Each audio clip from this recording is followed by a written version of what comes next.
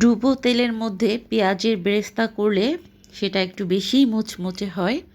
তো হ্যালো বন্ধুরা, আজকে আমি তোমাদেরকে খুব সহজ নিয়মে চিকেন রোস্ট করে দেখাবো। আর এটা কিন্তু আমার হাতের খুবই সিগনেচার একটা আইটেম, কম বেশি সবাই পছন্দ করে। চিকেন রোস্টের জন্য সর্বপ্রথম যে উপকরণটা লাগে সেটা হচ্ছে পেঁয়াজের বেরেস্তা। তো আমি পেঁয়াজ বেরেস্তা করে নিচ্ছি, আর এখানে চিকেন পিসগুলো সামান্য রসুন আর আদা লবণ দিয়ে ভালো করে মাখিয়ে প্রায় আধা ঘন্টার মতো কিন্তু মেরিনেট করে রেখে দিয়েছিলাম। তো এদিক দিয়ে আমার পেঁয়াজের বেরেস্তাও রেডি। তো আমি সেই একই কড়াইয়ের মধ্যে কিন্তু চিকেন পিসগুলো ভেজে নিচ্ছি। তো খুব বেশি কিন্তু ভাজা যাবে না, ডিপ ফ্রাই হলে যেটা হয় খুব শক্ত হয়ে যায়। তো লো হিটে খুব সফট একটা ভাজা ভেজে তুলে নিতে হবে। তো দেখো, কালার দেখে কিন্তু বোঝা যাচ্ছে খুব একটা কিন্তু ডিপ ফ্রাই করা হয়নি। তো আমি সব পিসগুলো এক এক করে এভাবেই ভেজে নিব। চিকেন রোস্টের জন্য সবসময় ব্রয়লার চিকেনটা আমার খুবই ভালো লাগে। তো আমার চিকেন কিন্তু ভাজা হয়ে গেছে। এ পর্যায়ে আমি যেটা করছি, সেই তেলের মধ্যেই এলাচ, দারচিনি, লং, তেজপাতা দিয়ে আমি পেঁয়াজ কুচি অ্যাড করে দিয়েছি। পেঁয়াজ কুচি কিন্তু খুব বেশি ভাজা যাবে না, লাইট একটা ভেজে এর মধ্যে আমি রসুনের পেস্ট দিয়ে দিলাম।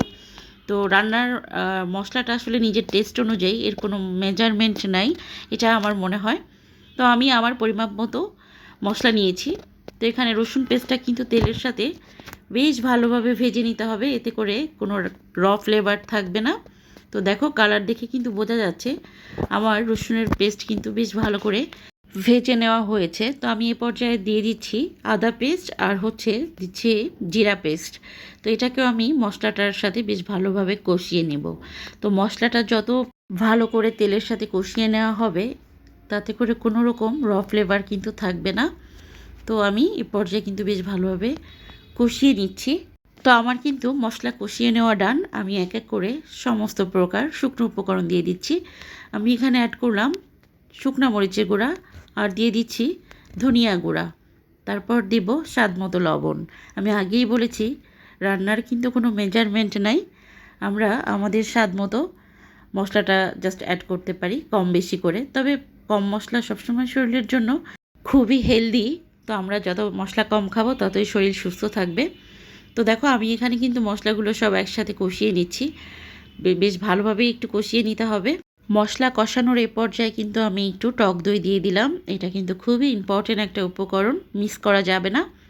আর টক দইয়ের পরিমাণ কিন্তু খুব বেশি দিলেও ভালো লাগবে না, আবার না দিলেও টেস্টটা ঠিকঠাক আসবে না। তো টক দইটা অ্যাড করে আমি এই পর্যায়ে দিয়ে দিচ্ছি সব চিকেন পিসগুলো। তো তারপর যেটা করব, খুব ভালোভাবে মশলার সাথে কিন্তু এটাকে কষিয়ে নিব, যাতে চিকেনের মধ্যে মশলাটা ভালোভাবে ঢোকে। আর আমি এই রান্নাটায় কিন্তু কোনো এক্সট্রা পানি অ্যাড করব না। খুব লো হিটে সময় নিয়ে ধীরে ধীরে রান্না করতে হবে। রান্নার কিন্তু খুব মেজর একটা উপকরণ কি জানো, সেটা হচ্ছে রান্নাকে সময় দেওয়া।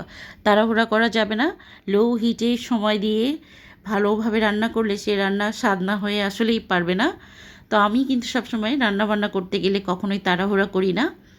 চিকেনগুলো আমি বেশ ভালোভাবে কষিয়ে নিয়ে এই পর্যায়ে কিন্তু একটু লিকুইড মিল্ক ঘন করে নিয়েছিলাম। তো সেটা অ্যাড করে দিয়েছিলাম, ভিডিওটা একটু স্কিপ হয়ে গেছে। তো তারপর আমি যেটা করলাম, নেড়ে চেড়ে আস্ত কাঁচামরিচ দিলাম, আর দিয়ে দিলাম কিছু পেঁয়াজের বেরেস্তা। তো এটা আমি একটু নেড়ে চেড়ে দেন মিক্সড করে নিব। এই পর্যায়ে আমি একটু মিক্স করে দিচ্ছি টেস্ট অনুযায়ী চিনি। একটা একটা করে উপকরণ অ্যাড করছি আর নেড়ে চেড়ে ঢেকে দিচ্ছি। এতে করে কিন্তু আমার চিকেনটা একদমই সিদ্ধ হয়ে যাচ্ছে। তোমরা কে কে রান্নাবান্না করতে খুবই পছন্দ করো আমার মতো, অবশ্যই কমেন্টস করে জানাবা।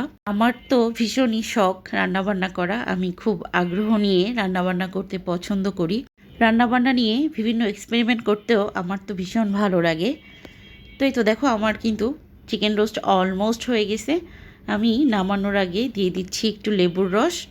এরপর যেটা দিচ্ছি সেটা হচ্ছে একটু গোলাপ জল। কেওড়া জলটা আমি সবসময় দিই না, কারণ এটার স্বাদটা একটু স্ট্রং হয়, আমার ভালো লাগে না। তো আমি গোলাপ জলটাই দিই সবসময়ের জন্য। পোলাওয়ের সাথে চিকেন রোস্ট আমার কন্যাদের খুবই প্রিয় খাবার। তো চিকেন রোস্ট কিন্তু আমার সবসময়ের জন্যই করা হয়। তো আমার ঘরের আমার রান্নাবান্নার সবথেকে বড় ফ্যান ফলোয়ার হচ্ছে আমার কন্যারা। তাদের কমপ্লিমেন্ট শুনতে আমার তো ভীষণই ভালো লাগে। তো যাই হোক, আমি তাদেরকে যেভাবে রান্নাবান্না করে দিই খুব শর্টকাট ওয়েতে, তো সেটাই আজকে আমি তোমাদের সাথে শেয়ার করলাম। সবার কেমন লাগলো অবশ্যই কমেন্টস করে জানাবে। আর তোমরাও কি এভাবে রান্না করো কি না সেটাও অবশ্যই কমেন্টস করে জানাবে। তো আমার রান্না বান্না কিন্তু ডান। আমি এ পর্যায়ে উপর থেকে আর একটু বেরেস্তা দিয়ে জাস্ট নামিয়ে নিব। রান্না কিন্তু হয়ে গেছে। তো তোমাদেরকে একটু ফাইনাল লুকটা দেখাই। ফাইনালি রান্না কিন্তু ডান। তো এই ছিল আমার ছোট্ট ভিডিও।